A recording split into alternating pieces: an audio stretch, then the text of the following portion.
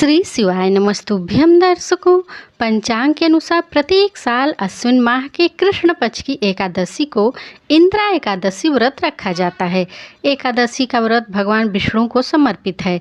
इंद्रा एकादशी पितृपक्ष में पड़ने के कारण शुभ मानी जाती है।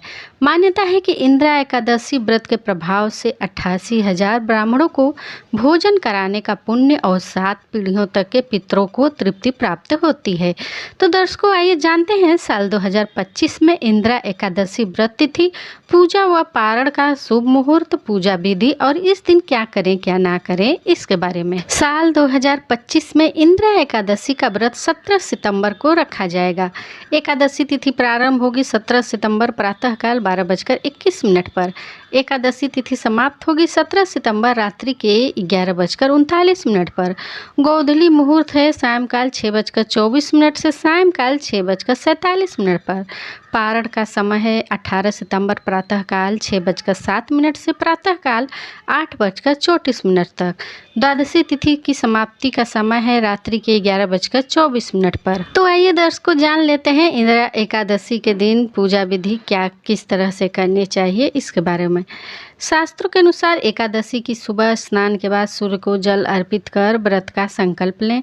पूजा स्थल पर भगवान विष्णु की प्रतिमा स्थापित कर प्रतिमा के सामने धूप दीप जलाएं। अब फल फूल तिल दूध पंचामृत व तुलसी दल अर्पित करें और विष्णु सहस्त्रनाम का पाठ करें। इसके बाद व्रत कथा पढ़कर आरती करें। अगले दिन द्वादशी की सुबह व्रत का पारण कर ब्राह्मणों को दान दक्षिणा देकर विदा करें। इंद्रा एकादशी के दिन क्या करें क्या ना करें।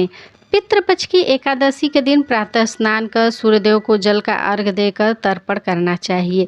शास्त्रों के अनुसार एकादशी के दिन चावल तामसिक भोजन और मसूर की दाल का सेवन नहीं करना चाहिए। इस दिन तुलसी तोड़ना वर्जित माना गया है। पूजा में इस्तेमाल करने के लिए एक दिन पहले ही तुलसी की पत्ती तोड़कर रख लेनी चाहिए। पितृपक्ष की एकादशी के दिन दक्षिण दिशा में दीपक जलाना शुभ होता है। एकादशी के दिन पीपल के पेड़ में जल दूध अर्पित कर सरसों के तेल का दीपक जलाने से पितृ प्रसन्न होते हैं।